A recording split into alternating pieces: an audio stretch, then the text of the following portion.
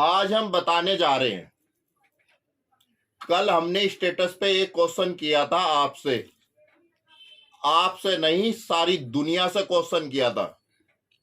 जो हनुमान जी के भक्त बनते हैं, जो बालाजी के भक्त बनते हैं, उनके लिए एक क्वेश्चन। बालाजी के नाम के गुरु बनते हैं और किसी पे भी ये हमारा जो स्टेटस है, ये लगभग 180 व्यक्ति देखते हैं प्रतिदिन। लेकिन हमने चैलेंज दिया था पूरी दुनिया को, कोई उसका आंसर दे दे तो उसको पुरस्कार देगा ये दास। और जो ये बोलता है दास, वो करके दिखाता है। अब हम आपको ये बता रहे हैं कि दक्षिण मुखी हनुमान जी क्यों प्रभावशाली है। पहली बात तो ये कि जो ये बोलता है गुरु हो, महाराज हो, कि सुबह को उठना चाहिए, सूर्य भगवान को जल देना चाहिए। कितने बजे? 6 बजे। यह बात हम गलत साबित करते हैं। जब हमने बालाजी महाराज जी की भक्ति करी, 3 साल से कर रहे हैं, तो हम 2 बजे जल चढ़ाते थे। कितने बजे चढ़ाते थे? 2 बजे चढ़ाते थे। नहीं होगी, ऊपर रह के यहीं 11 बजे उठते थे, 2 बजे जल चढ़ाते थे।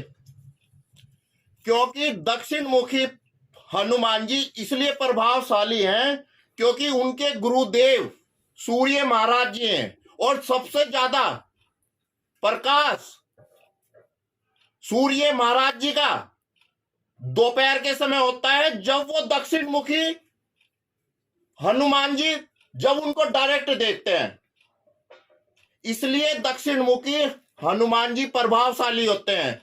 क्योंकि ज्यादातर जो धूप होती है, जो आप धूप लेते हो, वो 11 बजे के बाद से 4 बजे तक आती है। और उस टाइम ज्यादा प्रकोप रहता है सूर्य महाराज जी का। जिनके गुरु हनुमान जी के जो गुरु थे सूर्य महाराज, और सूर्य महाराज जी से शिक्षा ग्रहण करने के लिए ही उन्होंने सूर्य महाराज जी की पुत्री से विवाह करा था हनुमान जी ने।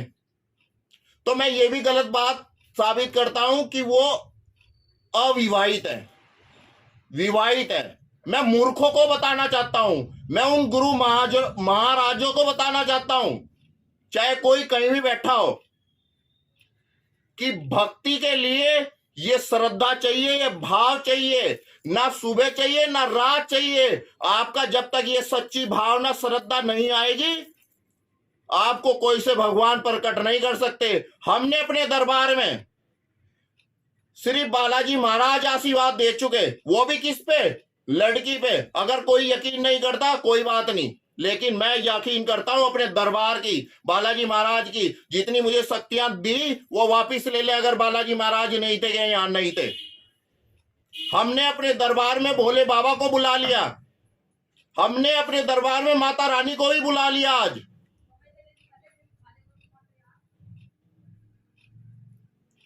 जो कलयुग देव के प्रधान देवी है।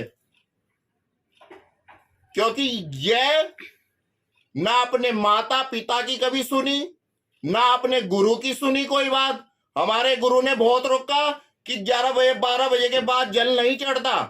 और हम 1 साल तक माथा टेकने बालाजी महाराज जी के सामने दोपहर में 2 बजे गए।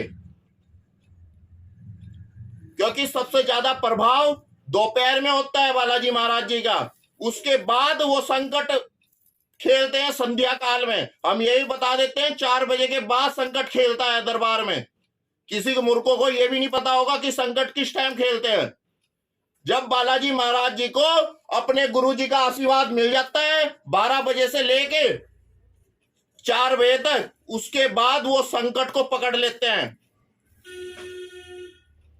मैं परम भक्त हूं, वो भी मनोवैज्ञानिक रहस्य तत्व ने नाम दिया हुआ है।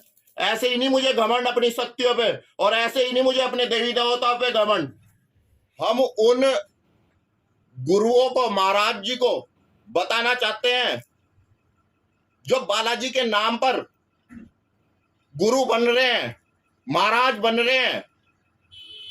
जो कहते हैं कि दक्षिण मुखी हनुमान जी इसलिए है क्योंकि संकट दक्षिण में ही है। अरे मैं उनसे पूछना चाहता हूं कि जो भारत है, जो हिंदुस्तान है, उस पे संकट तो एक पूरब में है, उत्तर में है एक, और एक है पश्चिम में पाकिस्तान, चीन और पाकिस्तान। अब जब भारत पे संकट, जो पाकिस्तान है वो पश्चिम में है,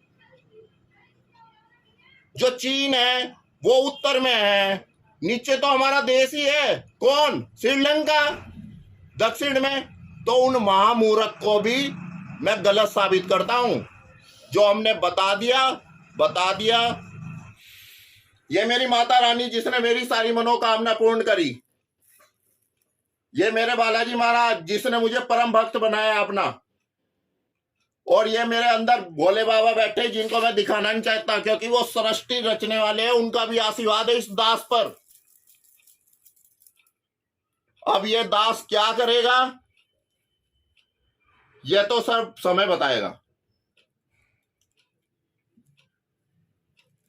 सीताराम।